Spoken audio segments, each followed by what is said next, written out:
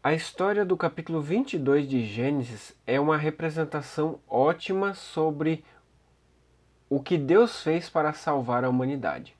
Isaac, ele estava ali para ser oferecido como sacrifício ao Senhor, mas no último instante o anjo segurou a mão de Abraão, impedindo que ele matasse o seu único filho, e dessa maneira então ele providenciou um cordeiro para que Abraão pudesse oferecer como sacrifício em lugar de Isaac. Talvez você se pergunte, olhando para essa história, pense assim: nossa, que ato extremo de Deus, né? Pedir que Abraão entregasse o seu único filho para que morresse é algo estranho, porque o próprio Deus havia proibido o sacrifício de seres humanos. Mas você deve lembrar que o grande conflito envolve não só os seres humanos, mas os anjos e outros seres criados por Deus que não conheceram o pecado, não como nós.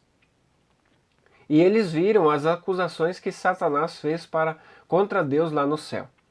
Então, quando Jesus apresentou para eles o plano da redenção, ainda havia muitas dúvidas e eles não conseguiam entender completamente. Então, aquela cena ali de Abraão indo levar o seu filho para o monte, Isaac se entregando prontamente, sem fugir, sem titubear, e depois Deus impedindo que Abraão matasse Isaac, toda essa cena mostrou para os anjos, para os seres criados, deu luz a eles sobre o mistério da redenção, ou seja, o que Deus faria para salvar a humanidade. Nessa história tem uma pergunta muito interessante. Isaac, em um dado momento, ele olha para o pai e diz assim: pai, aqui está o fogo, aqui está a lenha, aqui está a faca, mas onde está o cordeiro que nós vamos oferecer como sacrifício? Então, lembra que nós já falamos que nesse capítulo encontra a primeira menção da palavra amor. E também é nesse capítulo que está a primeira menção da palavra cordeiro no Antigo Testamento. Então, a partir dessa pergunta de Isaac, dessa menção a cordeiro, todo o Antigo Testamento ele começa a fazer um crescente para mostrar o plano de redenção. Então, todo o santuário ele foi montado e organizado para mostrar o plano de salvação para a humanidade. Então, os rituais, os sacrifícios, as cerimônias que eram realizadas ali, todas apontam para o ministério de Cristo em suas diferentes fases. Então, na sua fase de cordeiro, quando ele veio a esse mundo, morreu pela humanidade, a sua fase como sacerdote, mediando perante Deus pela humanidade, a sua fase como sumo sacerdote, mediando ali, executando a intercessão perante Deus pela humanidade. Então, todo o santuário ele é para mostrar o que Deus, todo o plano de redenção que Deus fez pela humanidade. Então, todo o Antigo Testamento está apontando para Jesus e aquilo que ele revelou ali no Novo Testamento. E um fato interessante é que, assim como a primeira menção à palavra cordeiro está numa pergunta, onde está o cordeiro? A primeira menção a cordeiro no livro de João, no Evangelho de João, é como uma resposta para essa pergunta. Porque lá em João capítulo 1, verso 29 diz assim: eis o Cordeiro de Deus que tira o pecado do mundo.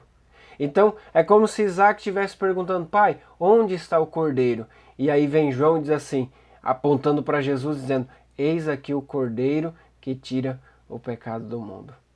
E todo o contexto em que João fala essa frase é muito significativo, porque ali existiam pecadores ouvindo a mensagem, se arrependendo e se entregando a Deus. Então olha que como Deus trabalha, como ele coloca a sua palavra nos mínimos detalhes para que nós possamos entender o seu grande amor por cada um de nós. Quando nós estudamos a profecia da maneira correta, buscando a orientação do Espírito Santo, buscando que a Bíblia própria se interprete, nós conseguimos encontrar as pérolas da verdade e do amor de Deus e podemos ver que tudo se encaixa perfeitamente.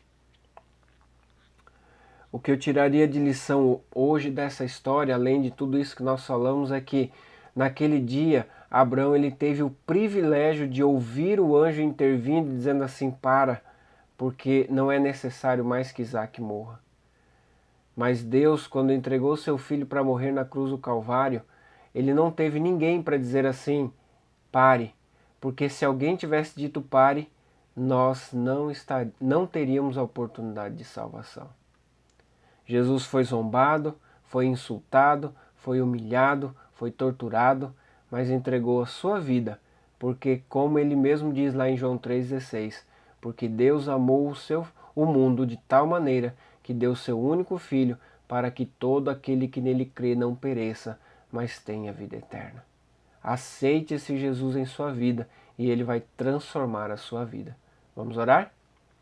Querido Pai, muito obrigado, Senhor, pelo estudo de hoje, pela mensagem que o Senhor nos deu e nos abençoe para que nós possamos continuar te servindo de todo o coração e entregando nossa vida a Ti a cada dia. Nos dê o Espírito Santo para nos guiar e orientar hoje, é o que eu te peço em nome de Jesus. Amém. Que Deus te abençoe, que você tenha um ótimo dia e nos vemos amanhã.